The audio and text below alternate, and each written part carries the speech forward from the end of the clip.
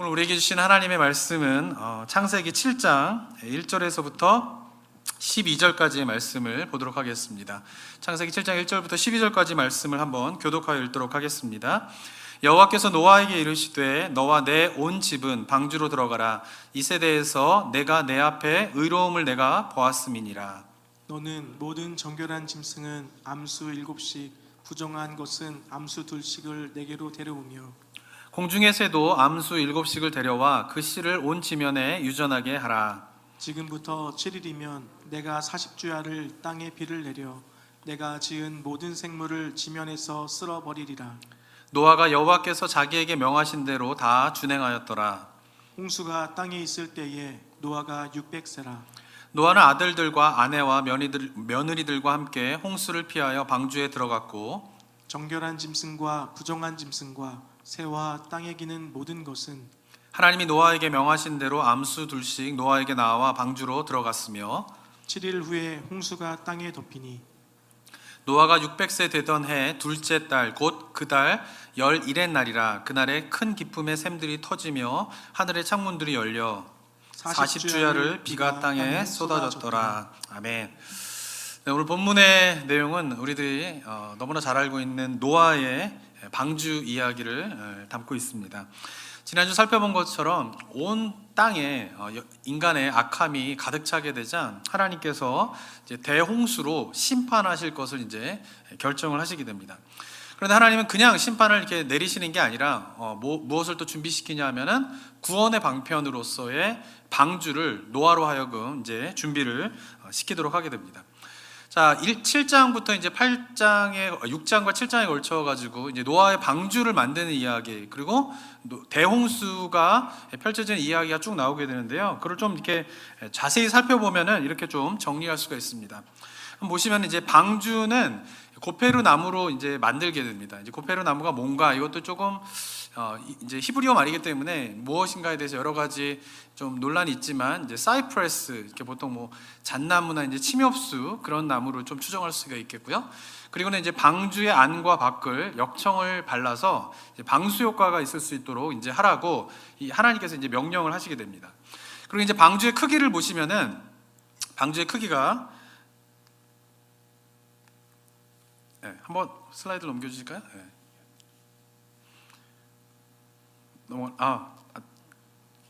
방주의 크기를 보시면 이제 길이가 300규빗이죠. 규빗은 성경에서 규빗은 성인의 팔뚝 길이를 의미합니다. 그걸 이제 피트로 계산하면 450피트, 미터로 계산하면 137.2미터 정도 되고요.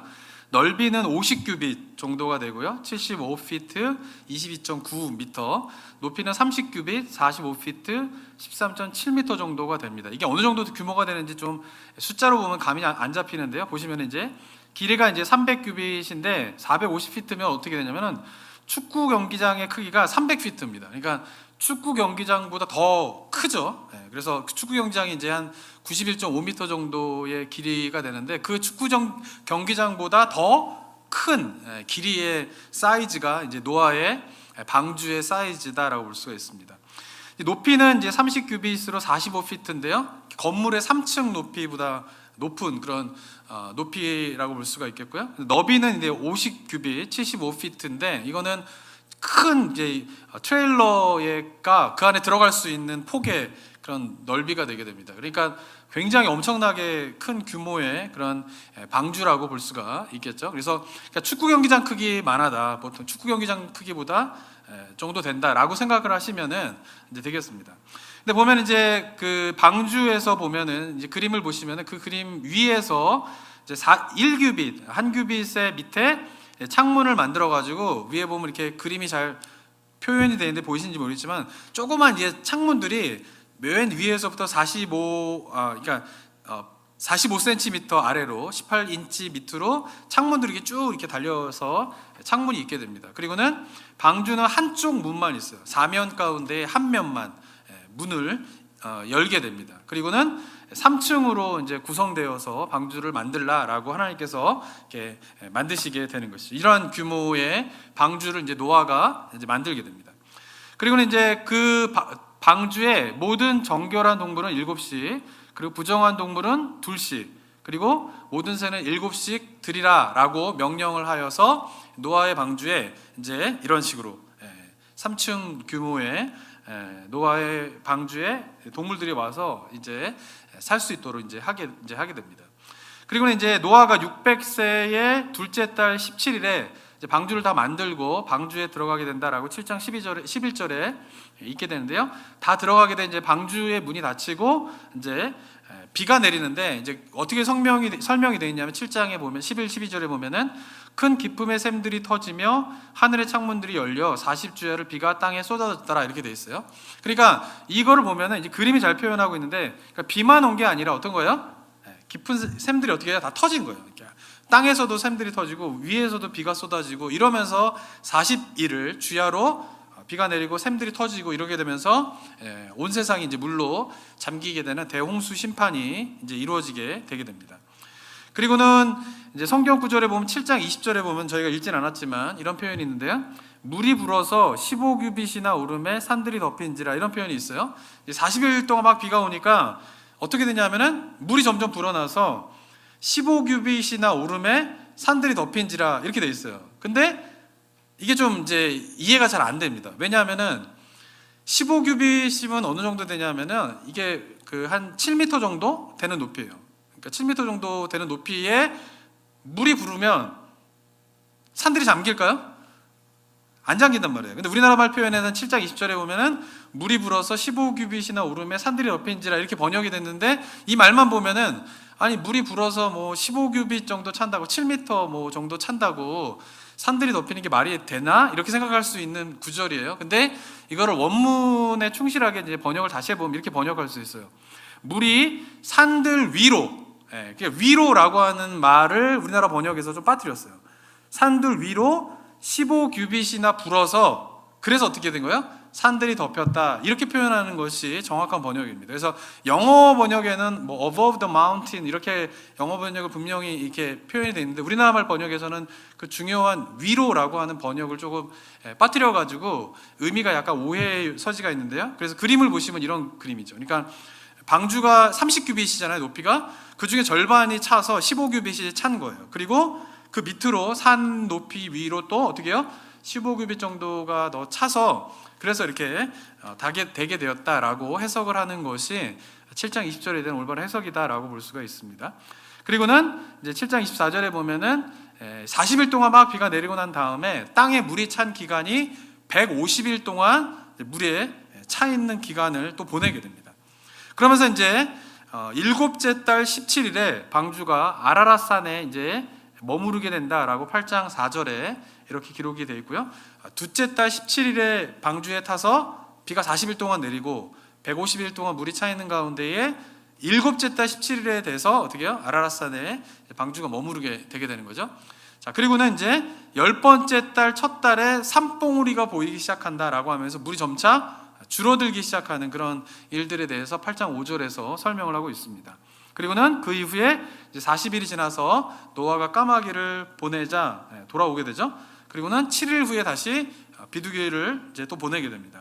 그리고는 또 돌아오게 되자 또 7일 후에 비둘기를 보냈지만 돌아오지 않는 것을 보고 땅이 이제 말라서 됐구나라고 이제 그런 것을 알게 되게 됩니다. 그게 8장 12절까지의 내용으로 이렇게 쭉 설명이 되게 되어 있습니다. 그리고는 이제 노아가 601세 첫 달 첫날에 8장 13절에 보면은 땅에서 물이 거치고 노아가 방주의 뚜껑을 제치고 지면을 보게 되었다라고 이제 되어 있죠. 그리고는 두 번째 달 27일에 땅이 마르고 노아의 가족과 동물들이 방주에서 나오게 됩니다. 그러니까 600세 두 번째 달 17일에 방주에 들어가서 601세 두 번째 달 27일에 나온 것이에요. 그러니까 방주에서 생활한 기간이 어떻게 되냐면 1년이 조금 넘는 기간 동안 방주에서 생활을 하게 되면서 대홍수로 모든 생물들이 다 멸절할 때에 노아의 방주에 탔던 사람들과 생물들이 이제 살게 되는 그런 이야기가 바로 노아의 방주의 이야기라고 볼 수가 있습니다. 자, 제가 이렇게 간략하게 쭉 이제 설명을 쭉 드렸는데요. 아마도 이 내용에 대해서 익숙하신 분들도 좀 계실 거고, 아니면 이렇게 세세한 부분에 대해서 놓치고 넘어가는 경우도 좀 많이 있는 것 같아요. 그러니까 6장에서 9장의 창세기의 내용은요, 어렸을 때부터 이 노아의 이야기를 많이 들어가지고 잘 알고 있다고 생각해요. 그래가지고 보면 이렇게 6장부터 9장을 여러 숫자들도 많이 나오고 막 이러니까 몇 날 며칠 됐다, 뭐 규빗이 어떻게 됐다, 그러니까 자세히 읽지 않고 넘어가는 경우가 있는데요. 한번 자세히 살펴보면은 제가 이렇게 간략하게 설명드린 내용들이 이제 6장에서 8장까지의 중요한 내용이라고 볼 수가 있습니다. 자, 그러면서 이제 오늘 제가 얘기하고 싶은 건 뭐냐면은 이러한 내용들에 대해서 잘 안다고 생각을 해요. 그러면서 자꾸 놓치는 한 포인트가 있습니다. 예를 들면 노아의 방주 이야기를 할 때 뭐 항상 관심이 이거죠. 이게 과학적으로 실제로 있었느냐 없었느냐, 뭐 노아의 방주가 정말 만들어서 배를 띄우면 뭐 배가 뜨느냐 안 뜨느냐, 뭐 여러 가지 이런 이야기들은 되게 회자가 되지만 정말 성경에서 이 노아의 이야기를 통하여서 우리에게 주고자 하는 중요한 메시지들을 그런데 막 이제 신경 쓰게 되면서 놓치게 되는 경우가 종종 있는 것 같습니다. 자, 우리가 노아의 그런 방주, 대홍수의 심판을 통해서 우리가 기억해야 할 첫 번째 메시지는 무엇이냐면, 성경이 전달하고자 하는 메시지는 뭐냐면은 대홍수의 심판이 왜 일어나게 됐는가, 이것이에요. 첫 번째로 기억하셔야 될 거는. 그러니까 노아의 이야기를 보면서 꼭 기억하셔야 될 첫 번째가 뭐냐면은 노아의 방주를 만들 때 대홍수 심판이 왜 일어났는가라고 하는 것이죠. 지난주에 잠깐 살펴봤지만 또 오늘 이제 그 지난주나 오늘 중간에 보면 6장 11, 12절에 보면은 이러한 설명이 나오게 됩니다. 한번 6장 11, 12, 13절 한번 읽어볼까요? 시작. 그때 온 땅이 하나님 앞에 부패하여 포악함이 땅에 가득한지라. 하나님이 보신즉 땅이 부패하였으니 이는 땅에서 모든 혈육 있는 자의 행위가 부패함이었더라. 하나님이 노아에게 이르시되 모든 혈육 있는 자의 포악함이 땅에 가득함으로 그 끝날이 내 앞에 이르렀으니 내가 그들을 땅과 함께 멸하리라. 네, 6장 11, 13절을 보면 12, 13절을 보면 첫 번째 뭐가 되느냐면은 부패하여 포악함이 땅에 가득하다 이렇게 됐어요. 그래서 포악함이라고 하는 것은 뭐냐면 폭력이에요, 폭력. 그러니까 인간의 사회는 어떻게 되는가? 폭력이 가득한 세상이 되었다 이렇게 얘기하는 거죠. 그리고 12절에서는 행위가 부패하였다 이렇게 되어 있고요. 그리고 13절에 다시 한번 포악함이, 폭력이, 죽고 죽이고 그런 폭력이 어떻게 해요? 땅에 가득하게 되었다라고 6장 11절에서 13절에서 이야기를 하고 있습니다. 그런데 지난주에 이제 살펴본 6장 5절을 보면요, 어떻게 설명하고 있냐면은 여호와께서 사람의 죄악이 세상에 가득함과 그의 마음으로 생각하는 모든 계획이 항상 악할 뿐임을 보시고 근심하셨다 이렇게 되어 있어요. 그러니까 6장 전반부는 인간의 모습이 어때요? 마음으로 생각하는 모든 것이 악하였어요. 그런데 11절에 이르러서는 어떻게 됩니까? 마음으로 생각하는 것만 악한 게 아니라 그 악한 생각을 했던 것이 이제 어떻게 되는 거예요? 행동으로 이어지게 되면서 어떻게 해요? 포악함, 폭력이 세상에 가득하게 되었고요. 그 다음에 마음만 부패한 게 아니라 12절에 보면 뭐가 부패했다고? 행위가 부패하게 되었다라고 하면서 점점 어떻게 되고 있어요? 6장에서부터 전반부부터 점점 흘러가면서 인간의 죄악이 어떻게 돼요? 더 심각해지고 있는 것에 대해서 성경이 이야기하고 있다라고 하는 것이죠. 자, 그런데 제가 지난 시간에 나눴지만 이렇게 인간의 죄악이 심각해지게 된 이유가 무엇 때문입니까? 그것은 바로 하나님으로부터 완전히 떠나서 어떻게 해요? 자기들이 보기에 좋은 것을 행하며 살아갔기 때문에 그렇다라고 하는 것이죠. 그래서 제가 지난 시간에 말씀드린 자기들이 보기에 하나님의 뜻과 상관없이 자기들이 보기에 좋은 것을 행하며 살아간 한 예가 뭐예요? 바로 하나님의 아들들이 자기들이 보기에 아름다운 모든 사람의 딸들을 아내로 취한 사건을 설명하고 있는 것이에요. 그러니까 그 사건을 통하여서 이야기하고자 하는 것은 하나님의 아들들이 사람의 딸들을 취하였다, 이거를 넘어서는 이야기가 뭐냐면은 중요한 건 뭐라고요? 자기들이 보기에, 이게 포인트예요. 그리고 뭐요? 자기들이 원하는 모든 것을 행하였다라고 하는 것이죠. 그 예 중에 하나가 뭐냐면은 결혼이다라고 하는 것이죠. 결혼은 창조의 사역 속에서 굉장히 중요한 부분인데 그 결혼조차도 어떻게 하고 있다라는 거예요. 인간들이 자기들이 보기에 원하는 모든 여자를 아내로 삼고 있다라는 거. 거기에 누가 빠져 있는 것이죠? 하나님이 빠져 있다라고 하는 것이에요. 근데 저는 이 본문의 내용들을 우리가 이 시대에도 가만히 보면요, 우리가 결혼할 때에 과연 하나님이 그 가운데 있는가 한번 돌아봐야 돼요. 우리 이제 저희 이제 교회 성도님들은 이제 결혼을 해야 되는 분들이 없어서 이제 그렇긴 한데 자녀들은 이제 결혼시키시잖아요. 한번 돌아보셔야 돼요. 우리는 지금 하나님의 아들들이 사람의 딸들을 보기에 자기가 원하는 아름다운 모든 여자를 취하였다 이렇게 얘기하면은 이게 나하고 상관없는 얘기 같아요. 가만히 보세요. 거기 포인트는 뭐예요? 하나님이 빠졌다라는 거예요. 아내를 고를 때, 과연 우리 성도님들도 며느리를 고를 때, 뭐 요새는 뭐 미국에서는 부모님이 결정권이 좀 적혀서 이게 해당되지 않을 수도 있지만 자녀들 한번 보세요. 자녀들이 자기 아내를 고를 때에, 자기 남편을 고를 때에 하나님이 그 가운데 있는지 한번 돌아보셔야 돼요. 이미 결혼제도 가운데에 하나님이 빠져있는 가운데 결혼하는 커플이 얼마나 많은지 몰라요.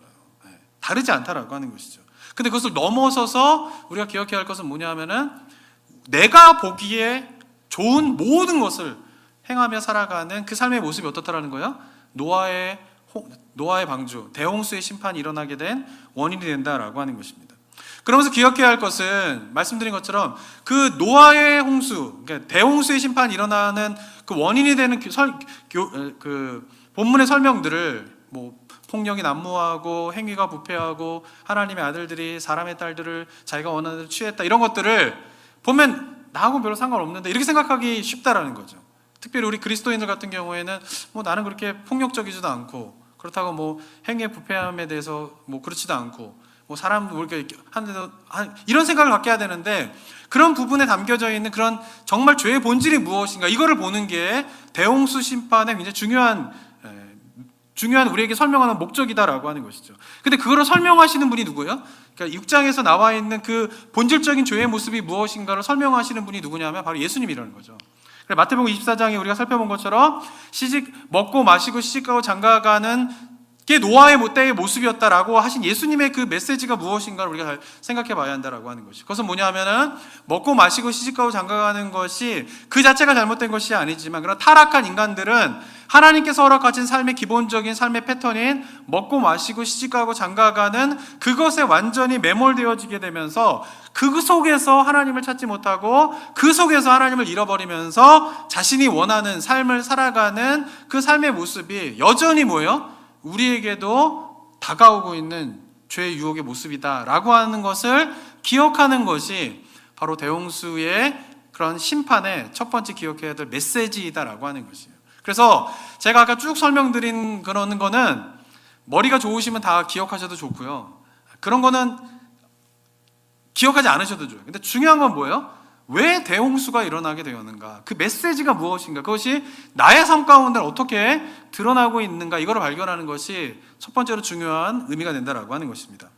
자, 대홍수 심판을 통하여서 두 번째로 기억해야 할 것은 무엇이냐면요, 대홍수 심판의 목적이 무엇인가를 우리가 잘 기억을 해야 됩니다. 자, 우리 성도님들은요, 하나님께서 대홍수 심판을 일으키신 목적이 뭐라고 생각하십니까? 일반적으로는요, 어떻게 생각하냐면요, 하나님께서 이제 성경에 이렇게 표현되어 있으니까 그 표현들 보면 어떻게 해요? 이 땅에서 다 쓸어버리기 위하여서 대홍수 심판을 내리셨다, 이렇게 생각을 하게 돼요. 근데 기억하셔야 될 거는 창세기 6장과 7장과 8장과 9장에 걸쳐가지고 쭉 읽어보게 되면은 어떻게 우리가 이해할 수 있냐면은 하나님의 대홍수의 심판은 없애버리는 데 있지 않다는 거예요. 포인트는 뭐예요? 없애버리는 데 있는 게 아니라 궁극적인 심판의 목적은 회복에 있다라고 하는 것을 우리가 잘 기억해야 해요. 성경에서 수많은 하나님의 심판이 있고요, 그리고 종말론적으로 하나님의 심판이 있을 것이다 라고 하는 것이 성경의 가장 중요한 가르침인데, 우리가 그 하나님의 심판에 대해서 생각할 때 자꾸 오해하는 것은 뭐냐면 하나님의 심판은 없애버리고 파멸시켜버리고 부셔버리는 것이 하나님의 심판의 궁극적인 목적인 것처럼 생각하고 있다라고 하는 것이에요. 그게 아니라는 것이죠. 하나님의 성경 속에서의 심판의 궁극적인 목적은 뭐예요? 없애버리는 데 있지 않고 어떻게 해요? 회복하는 데 있다라고 하는 것이죠. 그러니까 요한계시록에 나타난 예수님께서 오실 때에 일어날 종말의 심판에 대해서도 생각할 때도 그리스도인들이 어떻게 생각하냐면 자꾸 없애버리고 파괴해버리고 부셔버리고 뭐 쓸어버리고 이러한 관점으로 종말론을 생각을 해요. 근데 성경은 하나님의 심판의 목적은 거기에 있지 않다라고 분명하게 얘기하고 있어요. 어디에 있는 것이에요? 회복에 있다라고 하는 것을 기억하고 우리가 하나님의 심판을 바라보는 것이 굉장히 중요하다라고 하는 것을 우리 성도님들이 깨달으셨으면 좋겠습니다. 자, 그러면서 대홍수의 심판이 없애버리는 데 있지 않고 회복이 있다라고 하는 것을 우리가 이해하기 위해서는 이 대홍수의 심판을 무슨 관점으로 해석을 해야 되냐 하면은 창조의 이야기의 관점에서 대홍수를 이해해야 된다라고 하는 것이 키포인트가 됩니다. 해석학적으로. 자, 보면요. 대홍수의 이야기와 6장과 9장에 걸친 대홍수의 이야기와 1장과 2장에 있는 창조의 이야기, 그리고 3장까지 이제 이어지게 되면은 9장까지 이야기가 1장부터 3장까지, 6장부터 9장까지의 창조 이야기와 노아의 이야기가 굉장히 유사한 부분들이 많이 있습니다. 자, 먼저 이야기의 구조적으로 비슷한데요. 한번 보시면은 어떻게 되냐면 먼저 창조의 이야기의 출발은 뭡니까? 아담을 하나님의 형상을 따라 지으시는 것이에요. 그런데 노아의 이야기의 시작도 뭐냐면은 5장은 실질적인 노아의 이야기는 아니지만 그러나 노아의 조상인, 실질적인 조상인 셋에 대한 이야기를 할 때에 그 셋을 어떻게 표현하고 있냐면은 아담의 형상을 따라 지었다라고 되어 있는 것이에요.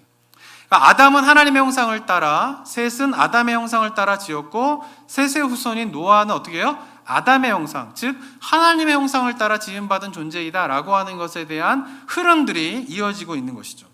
그리고는 그 아담 하나님의 형상을 가진 자들이 어떻게 해요? 죄를 범하게 되죠. 창조 이야기에서는 선악과를 먹게 되고 노아의 이야기 속에서는 강포가 땅에 충만한 그런 것이 되게 되고, 그리고 이에 대해서 하나님이 심판을 내리셔서 에덴 동산에서 추방을 당하는 심판을 내리시고 노아의 이야기 속에서는 대홍수의 심판을 내리시게 됩니다. 그리고 그 다음에 중요한 것은 뭐냐 하면은 창조하실 때에 주셨던, 아담에게 주셨던 언약, 1장 28절에 생육하고 번성하여 땅에 충만하라, 땅을 정복하라 라고 하는 것이 이제 어떻게 해요? 노아의 이야기 속에서 노아에게 이어지는 언약으로, 생육하고 땅에 번성하라 라고 하는 언약으로 이제 이어지게 됩니다.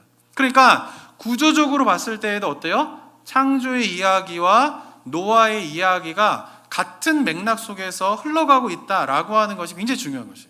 그러니까 제가 이제 창세기를 설교하면서 제가 자꾸 하려고 하는 것이 뭐냐면은 1장부터 50장까지의 전체 맥락이 무엇인가, 이걸 자꾸 파악을 해야 돼요.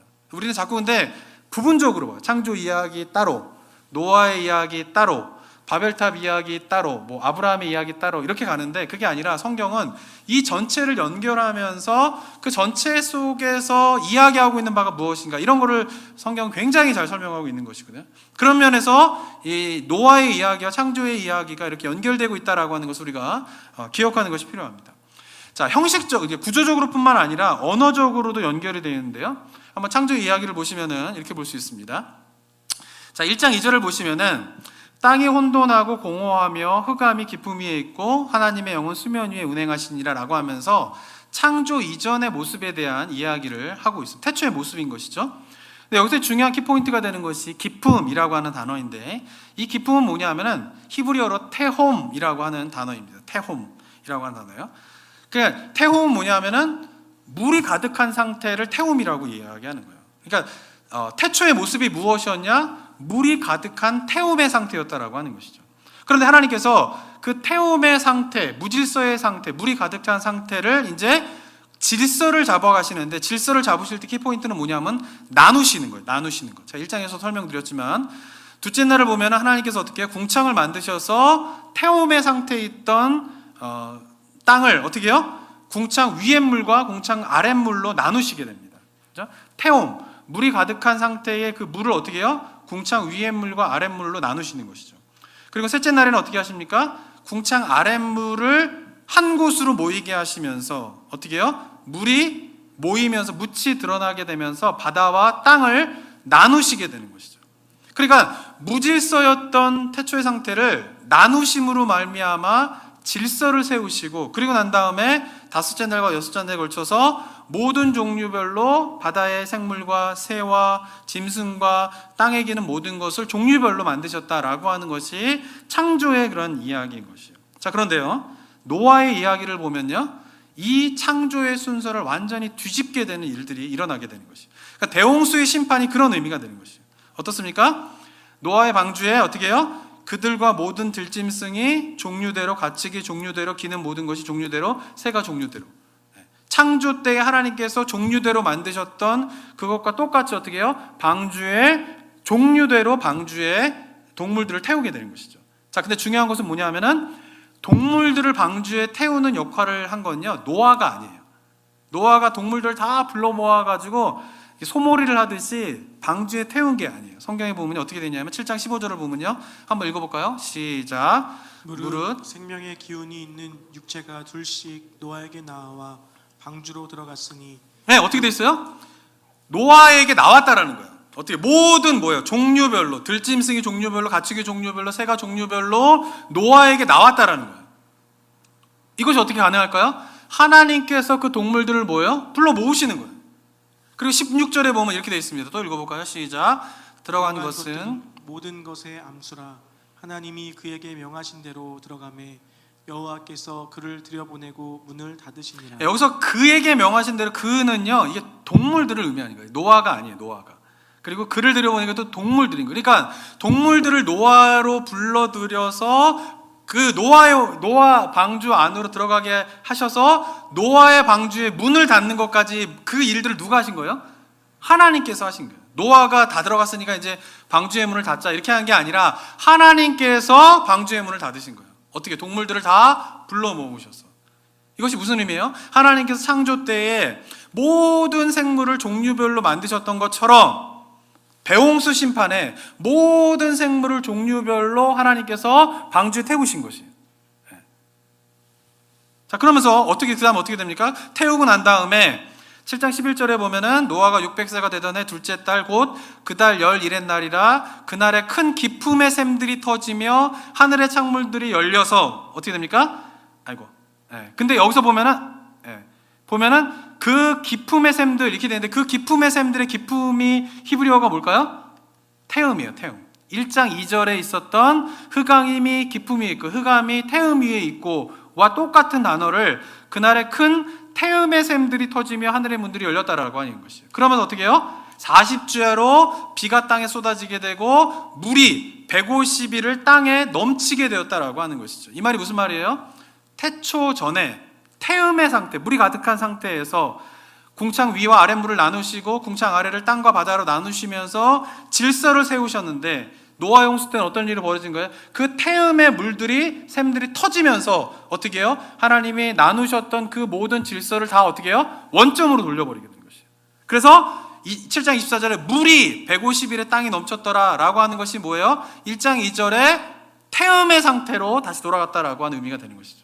그러니까 정리해보면 이런 거예요. 창조의 이야기와 대홍수 이야기를 비교해보면은 태음의 상태였다는 거예요.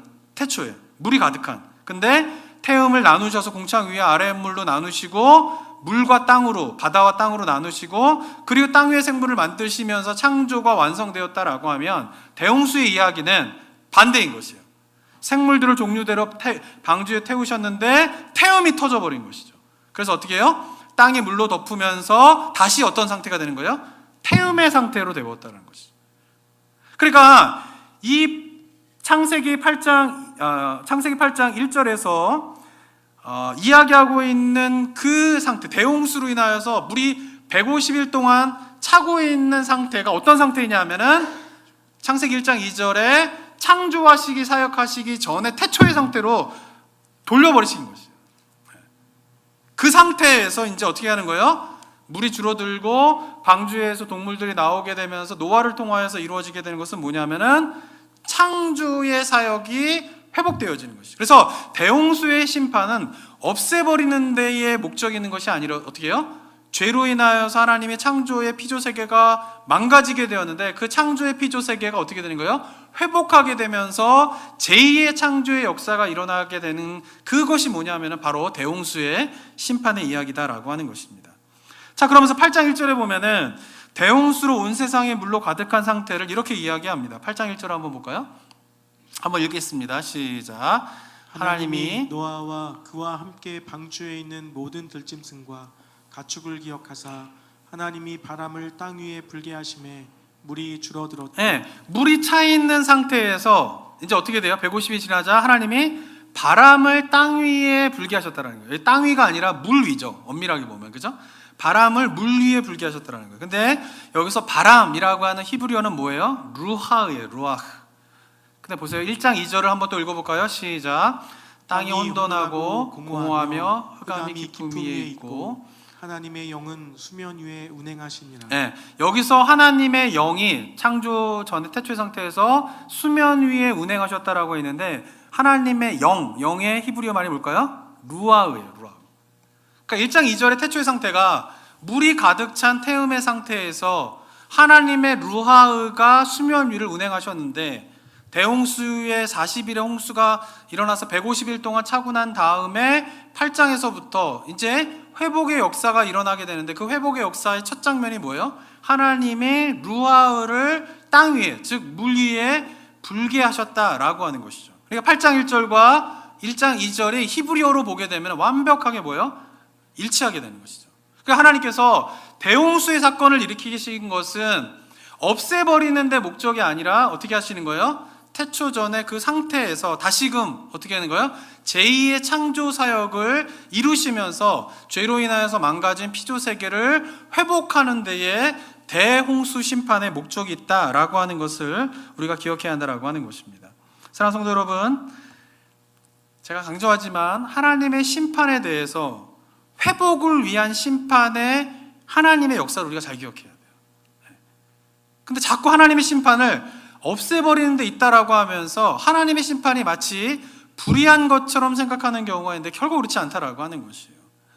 우리가 심판에 대한 그 회복의 목적이 있는 심판을 기억하면서 우리가 성경을 보는 것이 굉장히 중요한 의미가 있다라고 하는 것이죠. 자, 그러면서 이처럼 이 노아의 사건과 창조의 사건이 유사한 면이 이루어지게 되는데, 그래서 노아의 이 대홍수의 심판은 창조의 관점에서 해석을 해야 되는데 이 유사한 두 스토리 가운데 결정적인 차이가 하나가 있습니다. 그것은 뭐냐면 창세기 1장에서 2장에서 하나님이 처음에 창조 사역을 할 때에는 하나님이 전적으로 일하셔서 창조의 사역을 완성하십니다. 그런데 제2의 창조의 사역은 하나님께서 일하셔서 완성하시는 것이 아니라 바로 누구를 택하여서? 노아를 택하여서 노아를 통하여서 그 제2의 창조 사역을 완성하신다라고 하는 것이 차이다라고 하는 것이에요. 노아는 이런 하나님의 마음을 깨달아 알기 때문에 하나님의 명령에 순종하게 된 것이에요. 이 노아의 방주는요, 아까도 보여드렸지만 엄청난 규모인 거예요. 그죠? 지금의 기술로도 이 노아의 방주를 만들려고 하면은 쉽지 않습니다. 아시는 분은 아시겠지만 이 켄터키 그 스테이트 그쪽에 보면 노아의 방주 실제로 이제 만들었잖아요. 이렇게 보시면은 노아의 방주가 이렇게 실제로 만들어가지고 저도 여기 한번 가보고 싶은데 이렇게 만들었어요. 실제로 이거를 보시면은 이제 사람들이 이렇게 노아의 방주에 비하면 정말 개미 같죠? 실제 성경에서 있는 300규빗, 50규빗 이렇게 해서 만든 거예요, 실제로. 근데 그 안에 보면 또 실제로도 안에도 이렇게 3층 규모로 이렇게 해가지고 실제 노아의 방주를 이렇게 만들어서 지금 이제 박물관으로 지금 운영이 되고 있는데 이 노아의 방주를 현대 기술로도 만드는 데에 6년이 걸렸대요. 6년 동안. 모든 기술을 집약해가지고 만들었는데도 지금 기술로도 기중기랑 여러 가지 다 사용해도 이 노아의 방주를 만드는데 6년이 걸렸다고 합니다. 자, 그런데 지금도 이런데 실제 노아의 시대 때는 얼마나 걸렸을까요? 정확하게 노아가 방주를 만드는데 몇 년이 걸렸다라고 하는 것은 성경에 나와 있지 않아요. 그 만드는 과정은 성경이 생략해 버렸어요. 그게 참 재밌어요. 왜 하나님께서 노아가 방주를 만드는 그 과정들을 이렇게 생략해 버리셨을까? 기록을 하지 않았을까? 이런 생각이 드는데 어쨌든 정확하게 나와 있지 않지만 성경의 전체적인 이야기의 흐름상 최소한 7, 80년은 걸렸을 거라고 봐요. 또 학자들 따라 100년 걸렸다, 120년이 걸렸다라고 하지만 어쨌든 최소한 7, 80년, 길게는 120년에 걸쳐가지고 노아가 방주를 만들었다라고 하는 것입니다. 사랑하는 성도 여러분, 노아는요 하나님으로부터 대홍수의 심판의 메시지를 듣고 그리고 구원의 방편으로서의 방주를 만들라라고 하는 하나님의 명령을 들은 그 시간부터 그의 삶의 방향은 완전히 달라졌어요. 그의 삶의 초점은 어디에 맞춰지게 됩니까? 그 심판의 날에 맞춰지게 되는 것이에요. 그리고 그가 100여 년 기간 동안에 그가 가지고 있는 모든 시간과 에너지를 다 어디에 쏟아붓는 일을 하게 됩니까?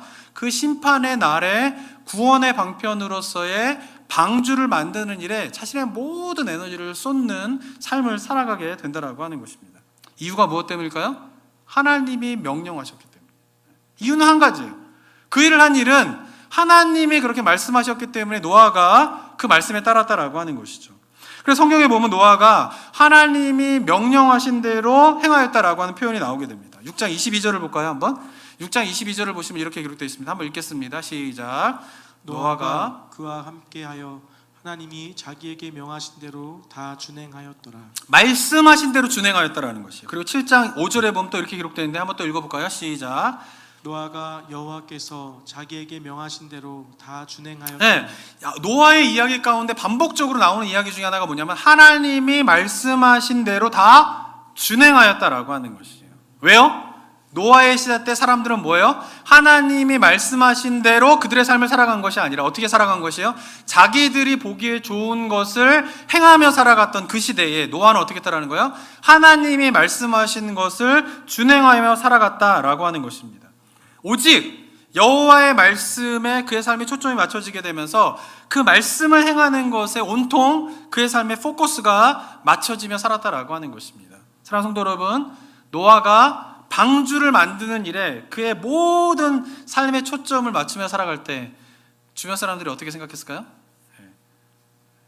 조롱했을 거예요. 뭐 하는 짓이냐? 사람들은 다 이렇게 이야기를 했을 거예요. 그런데 사람들이 노아를 향하여서 지금 뭐 하는 짓이냐라고 했을 때 노아가 조용히 그냥 방주만 만드는 일만 했을까요? 아니에요. 제가 볼 때는 노아는 조용히 방주만 만들면서 사람들이 뭐라 그러든 묵묵하게 방주만 만드는 일을 한 게 아니에요. 노아는 어땠을까요? 하나님의 심판이 있다라고 하는 것을 사람들에게 외쳤을 것이에요.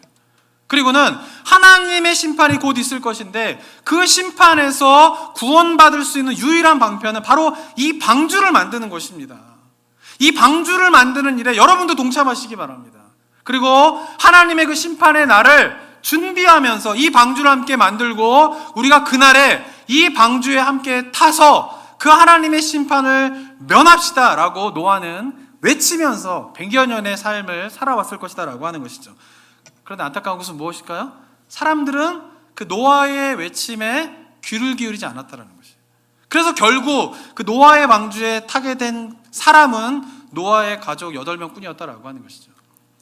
저는요, 하나님께서 대홍수 심판을 내리실 때 노아의 가족들만 구원하시기로 작정하셨다고 생각하지 않습니다.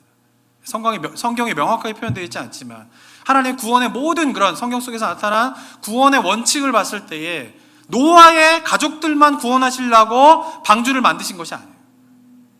100여 년의 시간을 들어서 그 엄청난 방주를 만들도록 한 것은 그 모든 생물을 태우기 위함도 있지만 그 100여 년의 시간들 속에서 노아로 통하여서 어떻게 하는 거예요? 하나님의 심판이 있다라고 하는 것을 모든 사람들에게 알려주기 위해서 그 엄청난 배를 만들라고 노아에게 명령하셨다라고 저는 생각을 합니다. 그러니까 단순히 배를 만들어서 생물을 살리는 것이 아니라 그 과정들을 겪으면서 사람들은 다 볼 거예요. 지금도 켄터키에 방주가 만든다라고 했을 때 온 세계가 뉴스가 보도되고 그랬어요. 노아가 방주를 만들 때 그것도 바닷가에서 만드는 게 아니라 배는 바닷가에서 만들어야 되잖아요. 바닷가에서 만드는 것이 아니라 내륙에서 그것도 산에서 만든다고 했을 때에 사람들은 다 어떻게 해요? 저 뭐 하는 짓이야 그러면서 웅성웅성거리고 있어요.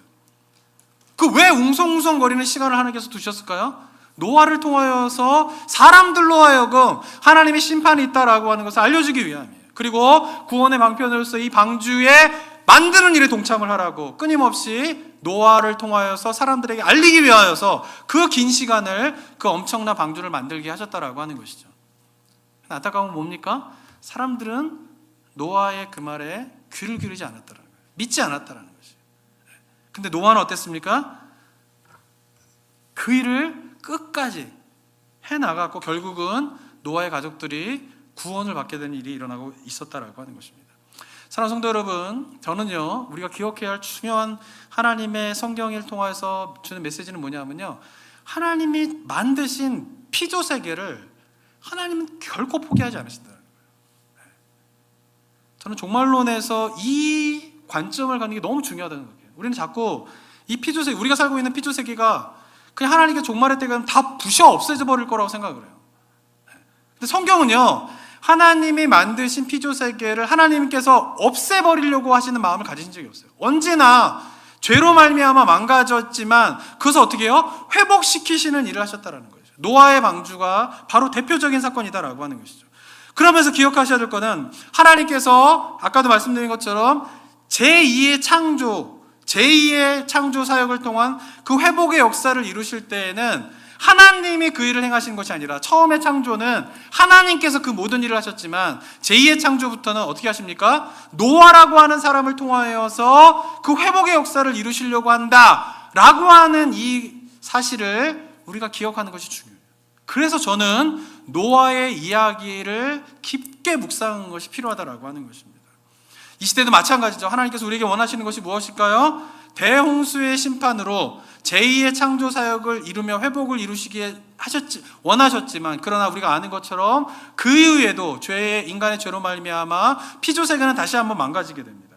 자, 그러면서 하나님께서 원하시는 것은 뭐냐면, 인간의 죄로 말미암아 망가진 그 피조세계를 결코 포기하지 않으시고 회복하기 원하시는데, 노아의 때부터 지금까지 하나님께서 원하시는 방법은 뭐냐면 바로 하나님의 백성들을 통하여서 그 회복의 역사를 이루기 원하신다라고 하는 것이에요. 종말에 하나님의 심판의 궁극적인 목적도 이 피조세계를 없애버리는 것이 아니라 어떻게 해요? 피조세계를 회복하는 데 있고, 그 피조세계를 회복하는 데에 하나님께서 전적으로 그 일을 행하시는 것이 아니라 누구를 통하여서? 하나님의 사람들을 통하여서, 그리스도인들을 통하여서 그 일을 하기 원하신다는 거예요.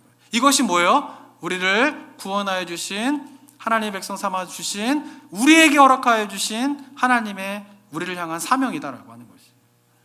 사랑하는 성도 여러분, 우리가 그 일을 해야 된다라고 하는 것이에요. 자, 그러면 마지막으로 생각해 봐야 할 거는, 우리는 노아가 아닌데, 이런 생각이 드는 거죠.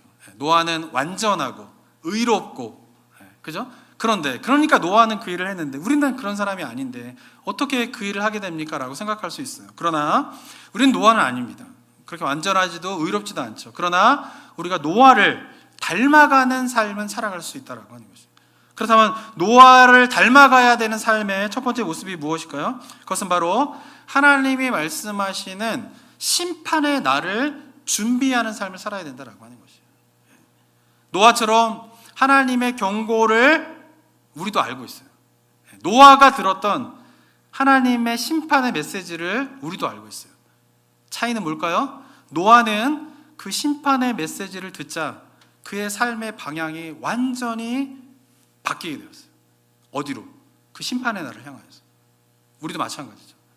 그리스도인들은 어떻게 됩니까? 하나님의 심판의 메시지를 들으면 어떻게 우리 삶이 전적으로 어디로 방향을 맞춰야 됩니까? 노아와 같이 그 심판의 날을 향하여서 맞춰져야 된다라고 하는 것이에요. 그날을 준비해야 된다라고 하는 것이에요. 그러면서 노아는 그날을 준비하면서 하나님께서 주신 명령이 있어요. 그것은 뭐냐면 구원의 방편으로서 방주를 만들라라고 하는 것이에요. 우리는 무엇일까요? 구원의 방편으로서 우리는 방주를 만드는 것은 아니지만, 그러나 우리가 허락하시 주신 하나님의 사명은 무엇입니까? 종말의 때에, 심판의 때에 구원의 방편으로서 하나님께서 허락하신 것이 뭐예요? 교회인 것이죠. 노아가 자신의 100여 년의 시간 동안 온통 방주를 만드는 일에 그의 삶의 모든 초점이 맞춰지는 것처럼 우리도 구원의 방편, 예수 그리스도 다시 오실 때 최종적인 심판이 있을 것인데, 그 최종적인 심판에 하나님께서 세워놓으신 구원의 방편인 그 교회를 세우는 일에 우리의 삶이 전적으로 드려지게 되는 은혜가 있게 되기를 소망합니다. 그리고 마지막으로 우리는 노아와 같이 기다리며 인내할 수 있어야 돼요. 100여 년의 시간 동안 아까도 말씀드렸지만 사람들은 다 조롱을 했어요.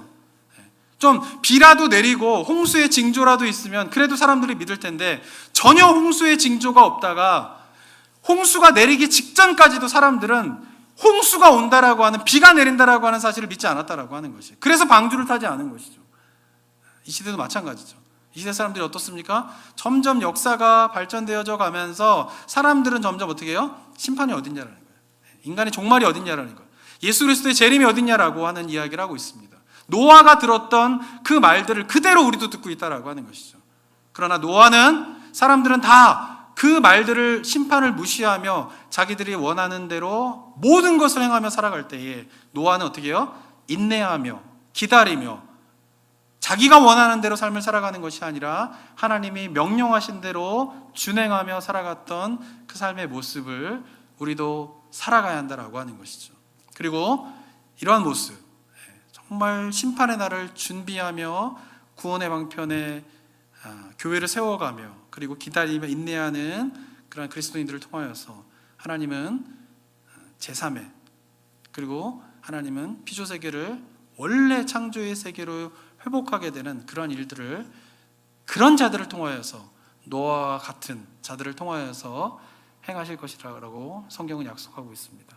바라긴 저와 여러분들이 그러한 소명을 가지고, 사명을 가지고 노아와 같은 삶을 살아내므로 그 회복의 역사에 동참하게 되는, 쓰임받는 은혜가 있게 되기를 주님의 이름으로 축원합니다. 함께 기도하겠습니다. 이 시간 기도하며 나아갈 때에 사랑하는 성도 여러분, 노아의 이야기는 우리가 많이 묵상해야 되는 이야기예요. 왜냐하면 이 시대가 노아의 시대와 너무나 비슷하기 때문에 그래요. 그리고 어쩌면 우리의 삶은 노아와의 시대와 너무나 비슷한 이 시대 속에서 노아 시대를 살아갔던 많은 자들의 자기가 원하는 보기에 좋은 모든 것을 행하며 살아갔던 그들의 삶을 따라갈 수도 있고, 모두가 그렇게 살아가고 있지만 그러나 여호와의 말씀에 준행하며 오직 심판의 날에 모든 삶에 초점을 맞추고 그날을 준비하며 살아갔던 노아의 삶을 살아갈 수도 있습니다. 사랑하는 성도 여러분은 어느 삶을 살아가고 계십니까? 이 시간 기도하며 나아갈 때에 우리가 노아와 같이 하나님의 심판의 날을 준비하며 노아와 같이 구원의 방편을 세워가며 노아와 같이 기다리며 인내하는 삶을 살아갈 것을 다짐하며 이 시간 기도하는 시간 갖도록 하겠습니다. 함께 기도하도록 하겠습니다. 아버지 하나님, 감사드립니다. 주님께서 허락하신 귀한 이 시간 하나님 기도하며 나아갑니다. 아버지, 노아의 하나님 정말 자신들이 보기에 좋은 원하는 모든 것들을 행하며 살아갔던 그들의 모습을 하나님 시계에서 그대로 보게 됩니다. 하나님, 그런 상황 속에서 아버지 성도님들이 정말 노아의 삶을 살아가고 있는지, 하나님 아버지 선생님의 삶을 살아가고 있는지 다시 한번 이 시간 돌아보며 아버지 노아와 같이 우리의 삶을 정말 턴어라운드해서 정말 하나님께 그 심판의 메시지, 아버지 심판의 그날을 준비하며 정말 구원의 방편이 교회를 세워가는 은혜, 하나님 우리의 삶을 드리며 나아가는 그 성도님들 주시옵소서. 하나님 정말 세상을 조롱하고 아버지 정말 심판의 징조가 나타나지 않는 가운데에 정말 하나님의 심판이 일어날 것인가에 대해서 아버지 의심이 들고 아버지 마음 가운데 모든 있지만 하나님 그러나 기다리며 인내하며 아버지 그날을 준비했던 그 노아의 삶의 모습이 우리 성도님들의 삶의 모습이 될 수 있도록 주님께서 인도하시고 붙잡아 주시고나며 하나님 그날을 아버지로 준비하며 나아가는 귀한 은혜가 있는 아버지의 삶의 모습이 될 수 있도록 아버지 함께 해주시고 인도해 주시옵소서.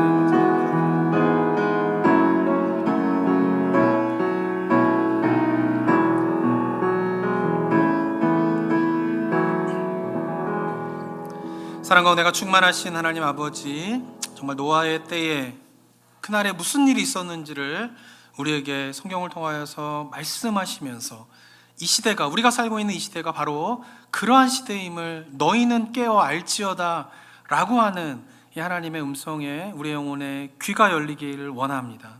뿐만 아니라 노아에게 주셨던 그 사명, 그 심판의 날에 구원의 방편인 방주를 만들라라고 하는 그 하나님께서 주신 노아에게 주신 사명이 그대로 우리에게도 주신 사명임을 기억하며 우리도 이 시대 속에서 그 심판의 날을 기다리며 정말 구원의 방편을 세워가는, 교회를 세워가는 그 일에 우리의 삶을 드리는 결단이 있는 성도님들이 되게 하여 주시옵소서.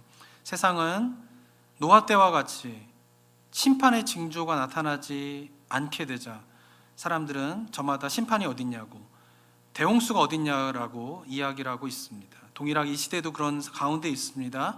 우리가 이 시대 속에서도 노아와 같이 기다리며 인내하며 그날을 준비하며 나아가는 은혜가 있게 하시고, 노아를 통하여서 회복의 역사를 이루셨던 하나님이 우리들의 삶을 통하여서 그 피조세계의 회복의 역사를 이루시는 그 하나님의 놀라운 손길에 우리의 삶이 드려지는, 그것을 소망하는 그런 결단이 있는 우리 성도님들의 삶이 될 수 있도록 주님 도와주시옵소서. 감사드리며 예수 그리스도의 이름으로 기도드립니다. 아멘.